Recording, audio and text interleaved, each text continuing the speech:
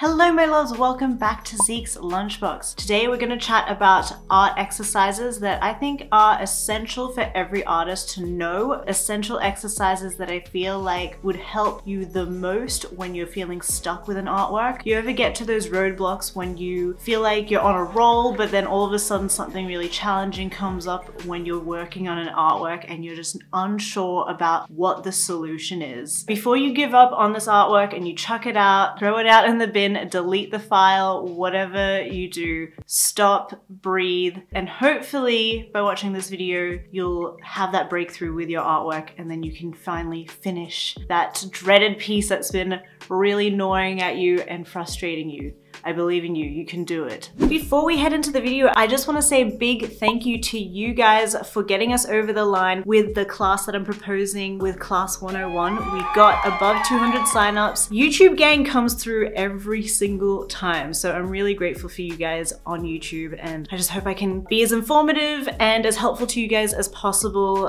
in the coming months with the course, and obviously on the channel too. Thank you guys so much for getting us over the line. I will update you with the class once we get going with it all. It's just in the pre-production stages, so just planning it, making sure that the course is really good, and then you guys will be the first to know when it's out. So thank you guys so much for getting us there. Let's head into the video.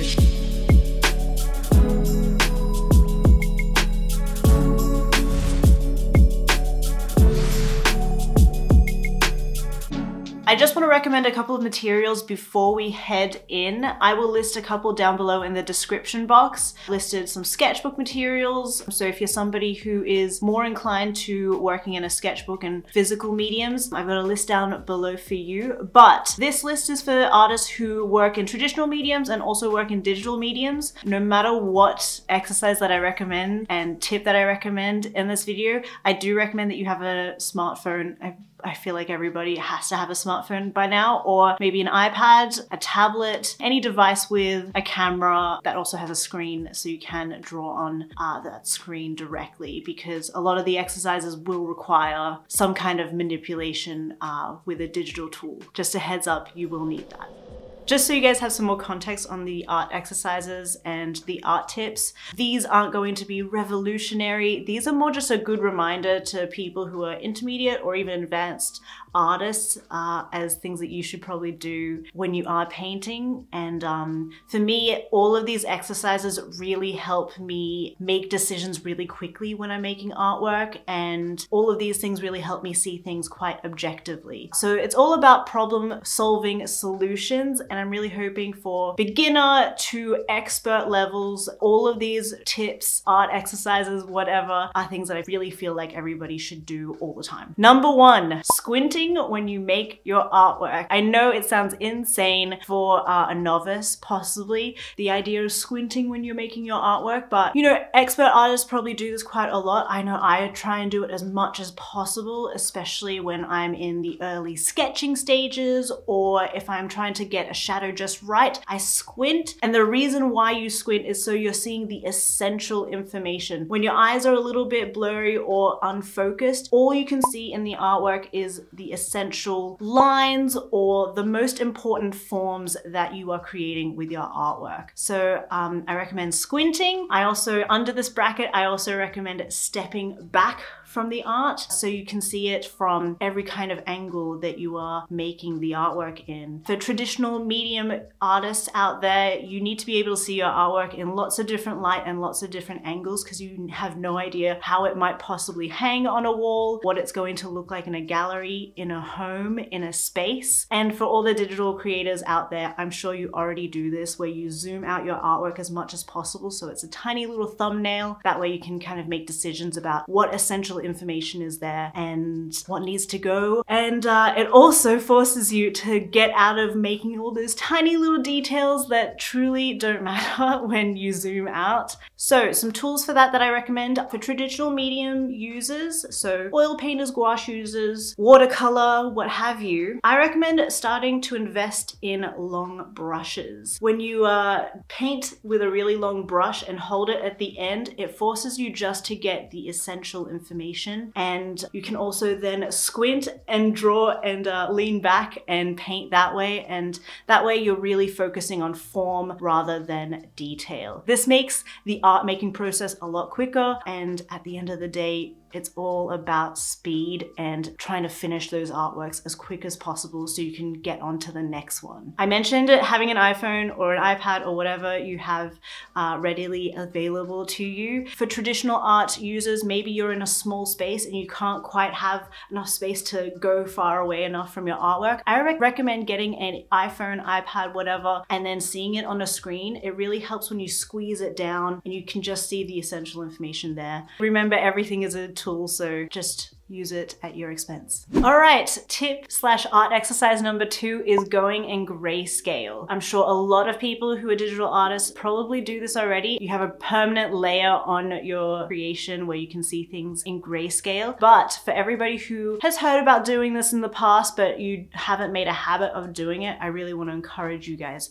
to get into the habit of seeing your work in grayscale for both traditional and digital mediums. As an artist who works in both mediums, I find it completely essential to see my work in grayscale, as well as, you know, zooming out, squinting. All of those exercises really help to make decisions with your artwork. So why is grayscale important? If you're having problems having separation with an example would be a main character to the background, and you're unsure about where to go with the colors or the tones, you're not quite sure why you're not getting that separation, that contrast in your artwork, go into grayscale and then you'll be able to see tonally what the differences are with those colors. Maybe those colors just aren't working together. They're too close together in the tonal range and you need one to be lighter or darker. For me, the amount of times I'll see an image in grayscale and see that that part there really needs some contrast because it's just not getting enough of a silhouette, or the cheek on a face just isn't quite right and you're not sure why. Go into grayscale. I promise it's very, very helpful. Again, for traditional users, whip your smartphone out and then take a photo of it. Go into the camera roll settings and play around with grayscale. It's really helpful seeing things objectively and it helps you make decisions a lot faster. So with iPhones, it does have a setting in camera roll where you can just put an image into black and white. Another thing that I use is my iPad and Procreate. So I'll take a photo of the artwork and then pop it into Procreate to see what it looks like in grayscale. Once you're in digital land, for everybody who is unsure about how to get this function with your artwork, pop a layer that's 100% black and put the blending modes onto either saturation, hue, color. They all kind of end up the exact same. I know there are other ways of doing this simple trick and tip. For me, having a layer is just a much quicker function of doing it. I have a permanent layer on my Clip Studio Paint program where I always click onto the black and white setting and see what that looks like. Hopefully this makes sense to you guys, and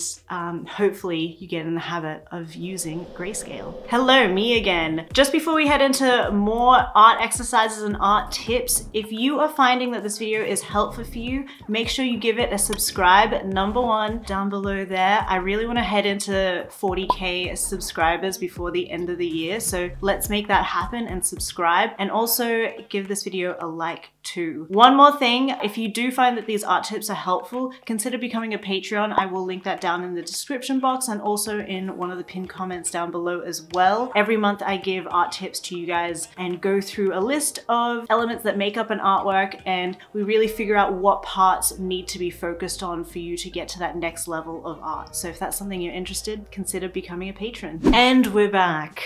Tip number 3, art exercise number 3 is flipping your artwork. Have you ever been stuck with an artwork when you're in the development stage and you're trying to figure out the composition, or you're trying to figure out a strand of hair or an arm position? Whatever you're trying to figure out with an artwork, consider flipping the artwork horizontally so you can see things with fresh eyes. Having fresh eyes on an artwork really helps you get out of the rut. Flipping the artwork really, really helps to see it literally with fresh eyes. It looks like a totally new artwork when you flip it. By flipping, I mean like flipping it horizontally and then also flipping it vertically as well. The amount of times it's been mind-blowing and discovering that an eye is very, very wonky. It's like mind-blowing. So I do this all the time when I'm in my composition stage and I'm trying to work out a scene. I do this the most when I'm painting portraits because I do find that I want good symmetry, a good balance of asymmetry and symmetry. So flipping it the other way really helps me figure out what angles are going wrong or right. We'll start off with all the traditional art users. The way I do this is, again, I'll whip out my iPhone or my iPad and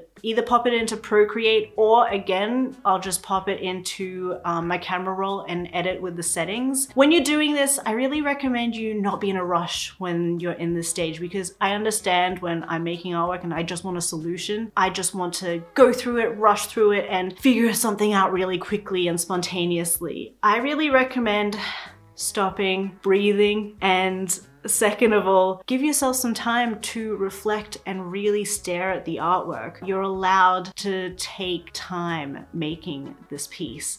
I know it feels counterproductive when you're making an artwork and all you want to do is find solutions and rush, rush, rush. But reflective exercises like this are just really helpful in finding solutions. And in the long run, you actually make your artwork a lot more efficiently. Again, with tip number 1 and 2, I actually recommend doing all of these in conjunction together. When I'm really stuck, I will squint, zoom out, go into grayscale, flip it all different directions, and I usually find a solution at that point. Let's get into tip number 4. Okay, tip number 4, line of action. What is a line of action? It's pretty much the very first line that you do when you're drawing. When I do life drawing, or if I'm doing a body, for example, I will usually draw a line of action to make sure I understand the direction of the body and the direction of a composition. I recommend you get in the habit of really loosening up if you are a novice artist. Start to draw with your arm rather than your wrist. I know it's very difficult when you're drawing with traditional mediums on a really small scale. That's why so many art teachers recommend you go big. And it's really hard when you are working with a digital medium as well, because you can't quite do all of those big, loose gestural lines. Get in the habit of trying to be more gestural, more loose, more fast. It's the very first initial line that you do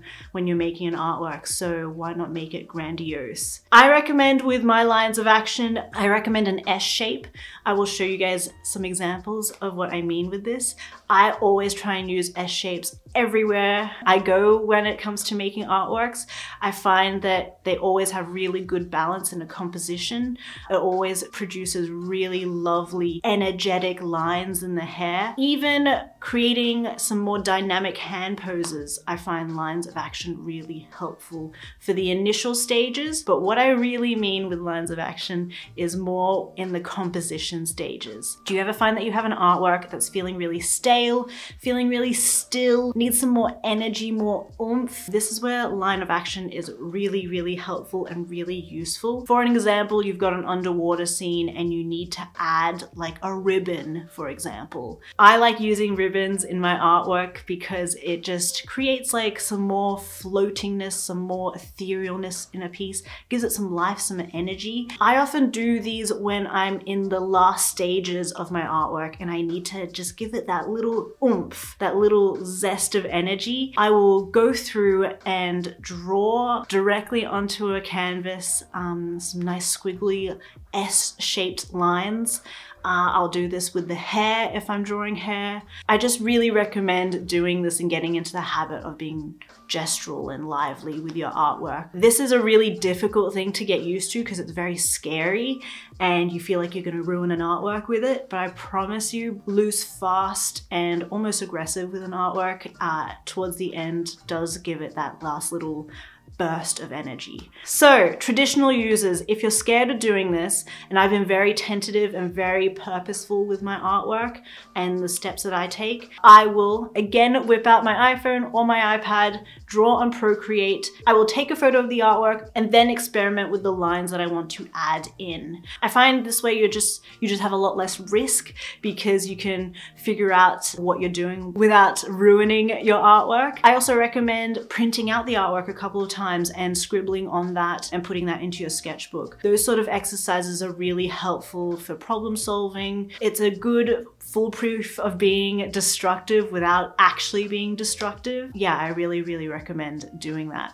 For all the digital art users, just add another layer and experiment with some lines on top if you're unsure of where to place that hair tendril. Lines of action. I promise you, it makes such a big difference. And lastly, number 5, blocking out colors. Now, composition is something that people have a lot of difficulties with because composition is almost endless. The amount of combinations that you can make with a composition is infinite almost. So when you have that much choice, it becomes very scary on what you should do. Having too much choice is overwhelming. To eradicate that choice, I really recommend color blocking. There have been a lot of times when I've been painting and I just want to add one more element. That one more element is going to give the piece more balance. It's going to highlight the protagonist in the foreground and the focal point as much as possible. It also helps me decide what kind of colors I want to use in a piece. Now, I would use this exercise at either the beginning when you're designing an artwork, if you are somebody who likes to plan their artwork a little bit more rather than just be completely spontaneous. I do find that this color blocking stage is really useful. It's really helped me with the tarot card project to figure out where the colors need to be placed. Because that project has very specific colors and they all kind of have to flow within one another, color blocking has been very, very helpful for me to make those decisions. And it's also helped me save a lot of time so I don't go ahead, rush in, make the artwork, and I realize that that red ain't right. Another time I would use this exercise is maybe like 3/4 of the way into an artwork when, like I said at the beginning of this tip, where I need to add that one more element and I'm just not sure where to place it. I like to do big blocks of color, big forms. They can be as ugly as possible. It doesn't have to be pretty. It's an art exercise. Be rough, be messy. It's the place where you should be rough and messy and make mistakes. Another thing that I have used in the past is I'll take a picture with Instagram stories and then I'll draw with the paintbrushes that they have there. Sometimes like putting it onto the iPad Pro, putting it into Procreate is just too slow and I'm in a rush and I just need to find a solution really quickly. Instagram stories is a good tool for that. It's probably the quickest tool that you can probably have when it comes to finding these solutions. So if you don't have Procreate, Instagram stories is a good solution. Just make sure you don't accidentally post it. All right, and that's it. That's the 5 exercises. All right, my loves, thank you so much for watching the video. Before you head out, comment below which of the 5 exercises, art tips, whatnot were most helpful for you. And let me know what you guys are gonna use in the future. I do recommend that you use all of them in conjunction when you are creating an artwork. Even when you're not stuck, I feel like it's really helpful to do these reflective exercises. Let me know which one you think you'll use the most. Comment below. And one last thing before you guys head out, remember to subscribe. 56% of the people who watch these videos are not subscribed, so if that is you, make sure you subscribe down below so you don't miss any more of these art tip videos. That is it from me, you guys, for this week, so I will see you guys in the next video. Thank you so much for watching. I will catch you guys next time. Remember to subscribe, like, comment, and also catch me on Instagram at Zeke's Lunchbox if you want to see more in-between videos. And join the Patreon as well if you want to support this channel and support my art. I will see you guys in the next one. See you later. Bye.